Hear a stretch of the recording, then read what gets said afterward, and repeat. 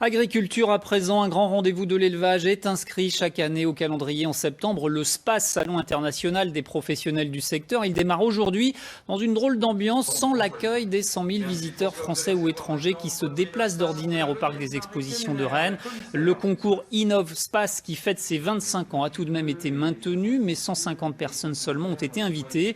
Comme son nom l'indique, Innov SPAS récompense des innovations pour l'élevage dans 5 catégories différentes. Le salon s'adapte donc cette année en version numérique avec beaucoup de propositions à distance. Bonjour Marcel Deniol, vous nous parlez depuis le SPAS, vous êtes le président du salon, également producteur de lait en Ille-et-Vilaine. Vous avez un petit pincement au cœur, j'imagine, cette année? Bonjour, tout à fait, on a un pincement au cœur, mais je crois comme, faut savoir raison garder, d'autres professions, dans d'autres situations, c'est encore plus compliqué. Mais de voir ici le parc Expo de Bru complètement, quasiment vide, bon oui, ça fait un pincement au cœur, mais il faut savoir être raisonnable. Alors à quoi cela ressemble un SPAS totalement numérique?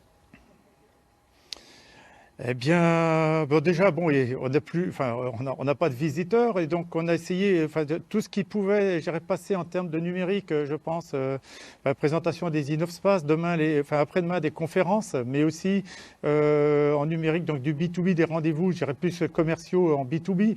Voilà, on est plutôt dans tout ce qu'on peut faire en numérique, on essaie de le prévoir de cette façon-là, mais ça nécessite une autre logistique que celle auquel on était habitué.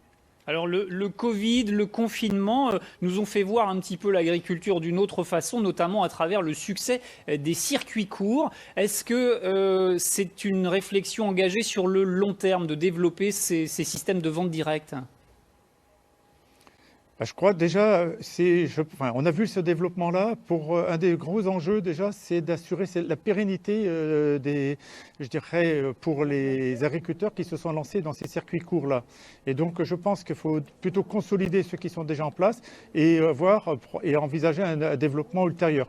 Et il faut être clair aussi, toute l'agriculture bretonne ne sera pas en circuit court, et donc c'est d'assurer le développement de toutes les agricultures, mais aussi, je dirais, que tous les agriculteurs vivent bien de leur métier, quels que soient les choix qu'ils font. On parle de l'agriculture et du plan de relance. En parlant aussi environnement, les crédits accordés au plan de relance agricole seront dans l'enveloppe environnement. Est-ce que cela conditionne l'agriculture de demain ? L'agriculture ne peut pas faire l'impasse sur les questions environnementales. Et si on regarde l'histoire de l'agriculture bretonne depuis 30 ans, en fait, elle est quand même beaucoup rythmée, ces questions environnementales. Et donc, je pense que ça va continuer.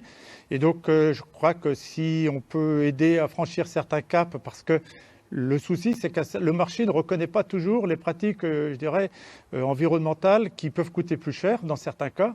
Et donc, s'il n'y a pas d'accompagnement à ces transitions, eh bien, les agriculteurs peuvent se trouver dans des impasses. Et en fait, à chaque fois qu'on arrive à concilier environnement, bonnes conditions de travail et maintien et surtout amélioration du revenu, ça marche. Merci beaucoup Marcel Deniol pour nous avoir accordé quelques minutes.